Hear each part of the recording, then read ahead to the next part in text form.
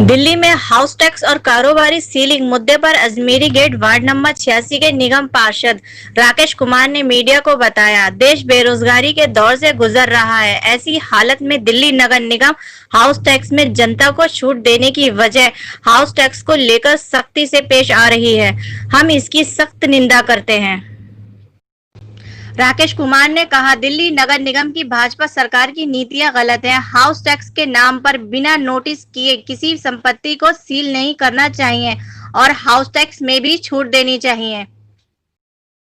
राकेश कुमार ने कहा, दिल्ली में कारोबारी सीलिंग मामले में सुप्रीम कोर्ट की प्रतिक्रिया पूरी हो चुकी थी, मगर निगम की तरफ से एमसीडी के सीलिंग मामले भी बढ़ते जा रहे हैं। कोरोना काल से लोगों के पास कारोबार नहीं है, देश बेरोजगार की मार झेल रहा है। ऐसे में सीलिंग करना भूखे लोगों से रोटी छीनने के समान है। देखिए, बड़े दुर्भाग्य की बात है कि एमसीडी की ओर से आज 30-35 दुकानों को सील किया गया है हाउस टैक्स ना जमा होने की वजह से। लेकिन मैं यही कहना चाहता हूं कि ये कोई तरीका नहीं है हाउस टैक्स लेने का। आपने उनको नोटिस भेजने चाहिए थे, आपने नोटिस नहीं भेजे, किसी को कहीं कोई ऐसा अभियान नहीं चलाया। दूसरा ये है कि जो हमारी कॉरपोरेशन है, जो निगम है, उसके अंदर इतना ज़्यादा भ्रष्टाचार है। अगर कोई व्यक्ति वहाँ अपना हाउस टैक्स जमा कराने जाता है तो उसके सामने 10 तरह की दिक्कतें पैदा कर देते हैं। तो भ्रष्टाचार इतना बड़ा है कि जिसकी वजह से आज एमसीडी जो है अपना रेवेन्यू इकट्ठा नहीं कर पा रही है। तो ये जब तक अपने सिस्टम को नहीं सुधारेंगे तब तक रेवेन्यू इकट्ठा नहीं होगा।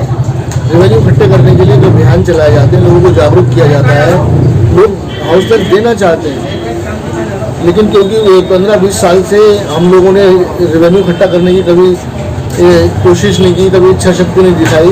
लेकिन ये जबरन तरीके से जो हाउस टैक्स लिया जा रहा है, हाउस टैक्स कलेक्शन करने के लिए जो जबरन सीलिंग की जा रही है, हम इसका विरोध करते हैं।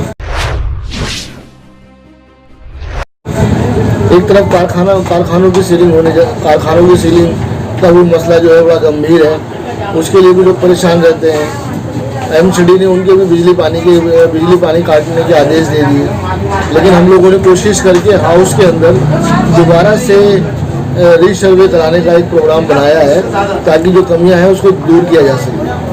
तो बस मैं यही कहना चाहता हूँ कि अपने क्षेत्रवासियों को कि हम लोग जल्दी से जल्दी सीलिंग खुलवाएंगे। हमने अभी हमारी कमिश्नर साहब से बात हुई है, चेयरमैन साहब से बात हुई है, अभी इस मसले को हल कराएंगे और जल्दी सीलिंग को जो सेल हुआ है इस मसले को जल्दी सीलिंग हटवाएंगे। सर, सीलिंग को लेकर सबसे बड़ा सवाल ये है, जैसा उत्तरी पूर्वी दिल्ली में भी देखा जा रहा है, सीलिंग के लिए एमसीडी कर्मचारी डेली सर्वे कर रहे हैं। उनके पास जो लिस्ट होती है उसमें फैक्ट्री मालिक के नाम गलत होते हैं, किसी में फैक्ट्री मालिक का नाम ठीक होता है तो एड्रेस गलत होता है। तो क्या ये, और दूसरा सवाल ये है सर कि सुप्रीम कोर्ट के आदेश अनुसार सीलिंग का जो मामला था, जो प्रतिक्रिया थी वो पूरी कर दी गई थी, उसके बाद दोबारा ये सीलिंग का मुद्दा क्यों? देखिए, नेशनल ग्रीन ट्रिब्यूनल ने ये आदेश जारी किया है कि भाई रिहायशी एरिया में भी जो छोटे छोटे कारखाने हैं, जो घरेलू कारखाने हैं, जो पॉल्यूशन नहीं फैलाते, जो पर्यावरण को दूषित नहीं करते, उनको भी सील करने का जो है ना आदेश दिया है। तो उस आदेश के ऊपर काफ़ी चर्चा हो रही है, क्योंकि ये आदेश नेशनल ग्रीन ट्रिब्यूनल ने दिया है और नेशनल एनजीटी जो है आती है केंद्र सरकार के अंडर में। तो ये सारी चीज़ें जो है केंद्र से जुड़ी हुई है और कॉरपोरेशन से जुड़ी हुई है। तो भारतीय जनता पार्टी को देखना चाहिए कि जो घरेलू इंडस्ट्रियाँ हैं, हज़ारों लाखों कारखाने पुरानी दिल्ली में चल रहे हैं, घर घर में कारखाने हैं। अगर इस तरीके से सीलिंग करेंगे तो लोगों को भूखमरी और बेरोजगारी के कगार पर पहुंच जाएंगे। ये बहुत अन्यायपूर्ण कार्यक्रम है जिसकी हम निंदा करते हैं और एनजीटी से भी जो है अपील करते हैं कि जो घरेलू उद्योग हैं, जो पोल्यूशन नहीं फैलाते, जो घरेलू उनको छोड़ा जाए।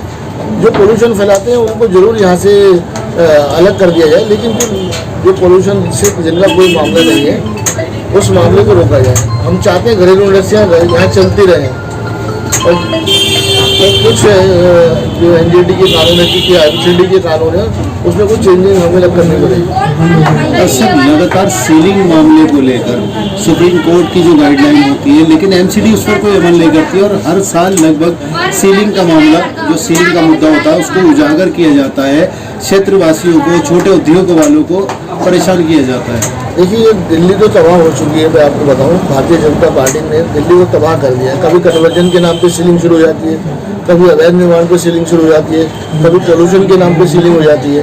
तो ये इतने सारे इतने ज़्यादा कार्यक्रम दिल्ली के अंदर लागू कर दिए गए हैं कि आदमी जो है बेरोजगारी के कगार पर पहुंच गया। काम धंधे खत्म हो चुके हैं। वैसे लॉकडाउन की वजह से पूरे देश के अंदर काम नहीं है, बेरोजगारी का आलम है। हजारों लाखों करोड़ों लोग जो है बेरोजगारी के अंदर है। तो मैं यही कहना चाहूँगा कि भारत सरकार को ये सोचना होगा कि हमें पहले रोटी चाहिए, हमें रोटी चाहिए या पर्यावरण चाहिए। मैं समझता हूँ कि पहले रोटी की लड़ाई बड़ी है, पर्यावरण से तो हम लड़ लेंगे। दूसरा सवाल सर, एमसीडी डॉक्टरों की सैलरी को लेकर है। पिछले 5 महीने से एमसीडी डॉक्टरों को सैलरी ना मिलने से जितने एमसीडी हॉस्पिटल हैं वो सब स्ट्राइक पर हैं, जिसके चलते मरीजों को बहुत परेशानियों का सामना करना पड़ रहा है। ये बात तो सर्वज्ञात है, सबको मालूम है कि कोई तनख्वाहें टाइम से नहीं मिल रही। 4-4 महीने की तनख्वाहें रुक जाती हैं, पेंशनें रुकी हुई हैं 5-5, 6-6 महीने की।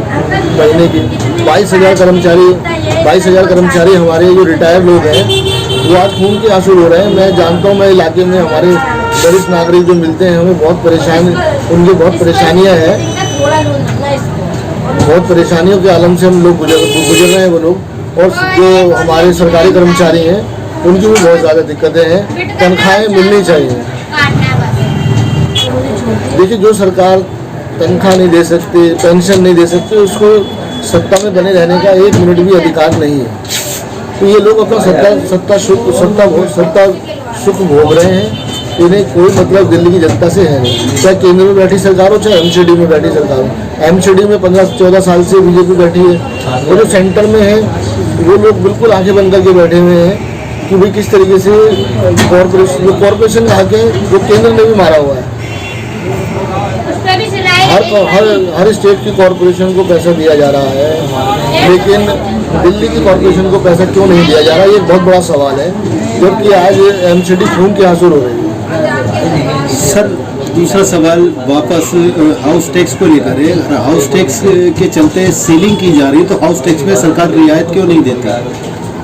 देखिए, हमारी पार्टी का तो एजेंडा था कि हमको हाउस टैक्स हमें माफ़ करने का हमने घोषणा की थी अपने मैनिफेस्टो के अंदर, तो हम तो उस पर आज भी कायम हैं। लेकिन अब जो हाउस टैक्स के अंदर रियायत, हाउस टैक्स में बढ़ाने की कोशिश तो इन्होंने की है। अभी कुछ टैक्सेस बढ़ाए हैं, तो कोई टैक्सेस बढ़ा के गुजारा नहीं होगा। नए जो टैक्स पेयर हैं उनसे वार्तालाप की जाए। नए टैक्स जो काफ़ी लोग जो रह गए हैं हमारे, जो नहीं देते हाउस टैक्स, उनसे हमें संपर्क साधना होगा। और जो टैक्स दे रहे हैं उन्हीं पे दबाव बनाएंगे, उन्हीं हाउस टैक्स बढ़ाएंगे या और तरह तरह के टैक्स, प्रोफेशनल टैक्स लगाएंगे, तो उससे तो कोई फ़ायदा नहीं है। जो ईमानदार टैक्स पेयर है वो अपने आप को ठगा हुआ महसूस कर रहा है, क्योंकि वो पैसा भी दे रहा है और रोज़ कोई ना कोई नई तरह की स्कीमें ला दी जाती हैं उसके ऊपर। जो लोग टैक्स नहीं देते वो अपना मौज मस्ती कर रहे हैं। मैंने कहा कि जीएसटी अपने आप में बहुत बड़ा टैक्स है जो दिल्ली के व्यापारियों से, दिल्ली की जनता से लिया जाता है। उसके बाद और जो टैक्स लगाए जाते हैं, प्रॉपर्टी टैक्स, संपत्ति टैक्स, प्रोफेशनल टैक्स, तरह उन्हीं कितने टैक्स हैं, तो आदमी को इन टैक्सों से ही मारा जा रहा है। दिल्ली की जनता तो भुखमरी के कगार पर है, काम धंधे है नहीं। आज के वक्त में ये चीज़ें शोभा नहीं देती कि हम किसी भी नए टैक्स को लगाएं। और जो सीलिंग हो रही है, कम से कम सीलिंग का तो मैं यही कहना चाहूँगा कि सीलिंग रुकनी चाहिए। आप उनको नोटिस दें, लोग पैसा देना चाहते हैं, देंगे लोग, लेकिन आप नोटिस भी नहीं देंगे, सील कर देंगे, तो ये बहुत गलत बात है।